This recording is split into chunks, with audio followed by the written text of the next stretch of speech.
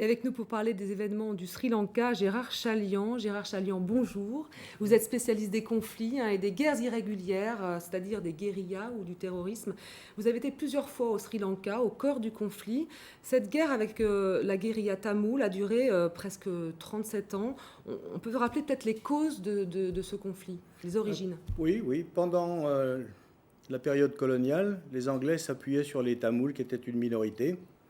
Quand il y a eu l'indépendance, évidemment, la majorité bouddhiste sri-lankaise en voulait aux Tamouls. Donc on leur a interdit d'entrer librement dans les universités. Il y avait un quota. Protestation, répression.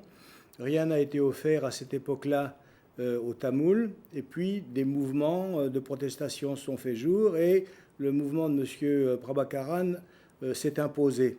Il a éliminé d'ailleurs tous les rivaux, y compris dans son propre parti. C'était un mouvement nationaliste. Pas un mouvement terroriste, c'est un mouvement de guérilla, mais totalitaire.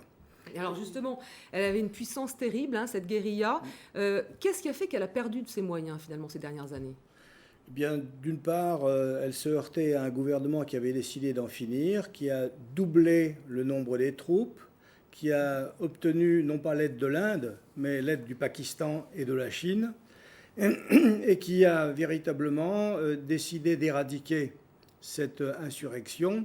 Alors, en général, c'est difficile d'éradiquer les insurrections parce qu'on veut ménager la population, on veut se la gagner. Là, ce n'est pas le cas.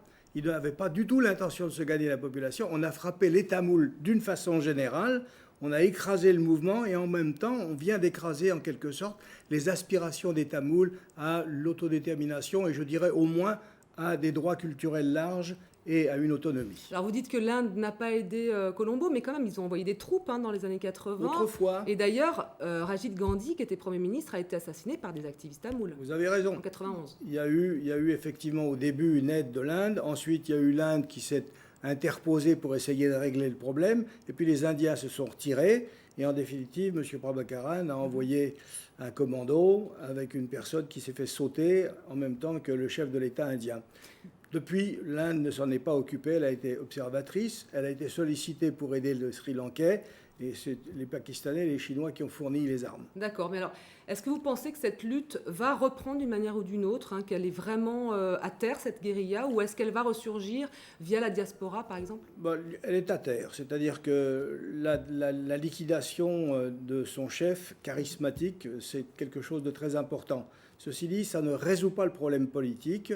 Ce gouvernement devrait, normalement, avec générosité, puisqu'ils ont gagné, accorder le droit, disons, à l'autonomie. Elle ne le fera pas. Ils sont ivres de leur victoire. C'est les ultranationalistes qui viennent de l'emporter du côté sri-lankais. Ils ne vont rien accorder, ce qui fait que politiquement, le problème va rester et il sera générateur d'autres contradictions. D'accord, peut-être d'autres attentats sont prévus. Probable. Enfin, sont probables. Probable. Est-ce que vous pensez que Colombo a donc gagné cette guerre ? Elle a acquis, la paix n'est pas acquise pour autant. Comment elle va gérer cette minorité tamoule qui est complètement désœuvrée C'est toute la question, qui a par beaucoup exemple. souffert surtout. Oui, tout à fait, oui. 70 000 morts, dit-on. En tout cas, une chose certaine, par exemple, les camps qui regroupent à peu près 280 000 personnes, l'ONU ne peut pas y pénétrer. Pourquoi ? Parce que l'armée se livre à une recherche chez les jeunes, femmes et hommes, en dessous de 25 ans, pour savoir ceux qui appartenaient de près ou de loin au LTT, et pour les liquider. C'est-à-dire qu'ils font le nettoyage et après, on pourra y pénétrer. Donc on est dans une phase de répression généralisée qui frappe les Tamouls sous prétexte qu'on frappe un mouvement insurrectionnel. Et d'ailleurs, la Grande-Bretagne, ancienne puissance coloniale, aimerait qu'une enquête soit ouverte pour crimes de guerre. Je crois qu'elle s'impose. Indiscutablement, ce gouvernement a été tout à fait hors norme. Vous savez qu'on a écarté toute espèce d'observateurs.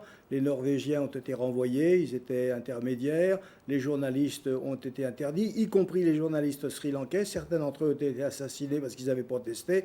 Donc on est véritablement dans une entreprise, si vous voulez, de répression extrêmement sévère. Mais je crois que les Tigres ne sont pas non plus les Tigres étaient un mouvement totalitaire, je vous l'ai dit. Eux aussi se servaient des gens comme boucliers. Ça a été une lutte très très dure. De part et d'autre, on ne s'est pas fait de cadeaux. Enfin, en général, c'est toujours le plus fort, le plus cruel. Je vous remercie, Gérard Chalian, pour ces explications.